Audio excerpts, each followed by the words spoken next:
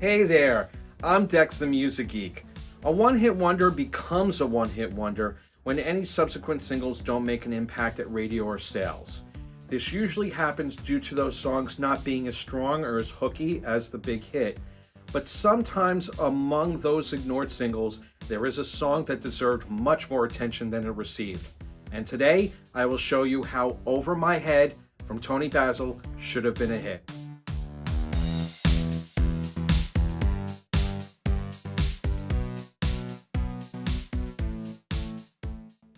Toni Basil was born in Philadelphia as Antonia Christina Basilata on September 22, 1943, which means she just turned 78. Her mother, Jacqueline Jessica Anderson, was a vaudevillian acrobatic comedian, and her father, Louis Basilata, was an orchestra leader who had conducted orchestras in Chicago and Las Vegas. While Toni's family were living in Las Vegas, she became a cheerleader at her high school. This was the very beginning of her career in choreography and dance. Just before she turned 21, Toni was hired as the assistant choreographer and as a dancer for the mid-1960s music variety show Shindig. She was also a lead dancer in the film Pajama Party. Toni also choreographed the 1960s movies Tammy Show, Village of the Giants, The Cool Ones, and the Monkees film Head. Not only was she in demand for choreography, Toni also began singing around this time. She recorded the title track for the 1966 film Breakaway, as well as its B-side, I'm 28. She continued her success in the 1970s with her choreography for the movie American Graffiti in 1973. She also lent her talents to touring artists by doing the choreography for David Bowie's Diamond Dogs tour in 1974. Toni went back to singing and gave an excellent performance of Wham Rebop Boom Bam during the first season of Saturday Night Live in 1976. Then she returned to film by working on the choreography for the Bette Midler 1979 film The Rose. In 1980, Toni found herself behind the camera directing music videos, primarily for Talking Heads for their songs Cross-Eyed and Painless and the MTV classic Once in a Lifetime. Then in 1982, Toni Basil decided to give singing another shot and did a cover of a 1979 song called Kitty by the British band Racy. The songwriters Nicky Chin and Mike Chapman rewrote the song and retitled it as Mickey. The infectious, foot-stomping, hand-clapping single was a huge international smash. It was number 1 in the US, Canada, and Australia.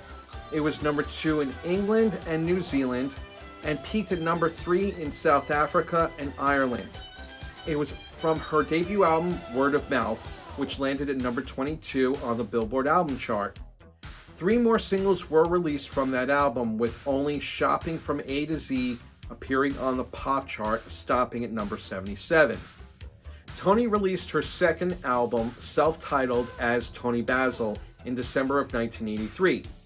The lead single was titled Over My Head. This should have been a hit. While it did peak at number 4 on the dance chart, it stalled at number 81 on the pop chart.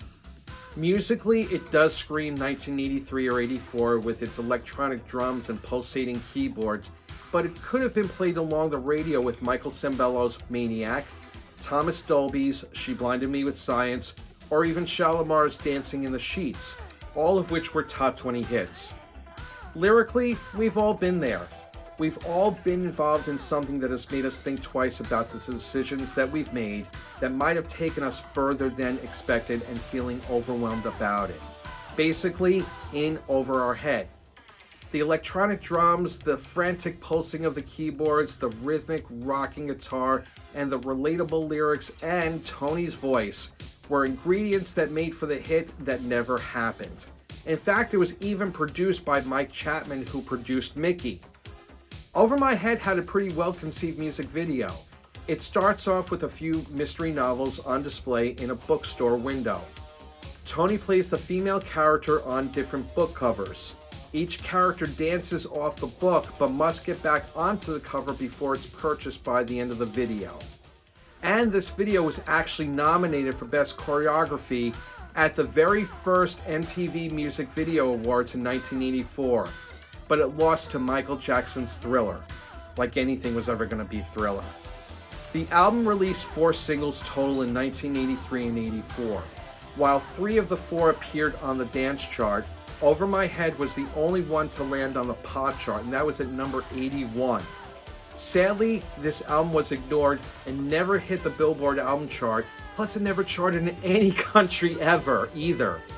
While Toni Basil had never had another hit song, her career was far from over. She continued her greatest love, dance, and choreographed the 1986 film Peggy Sue Got Married.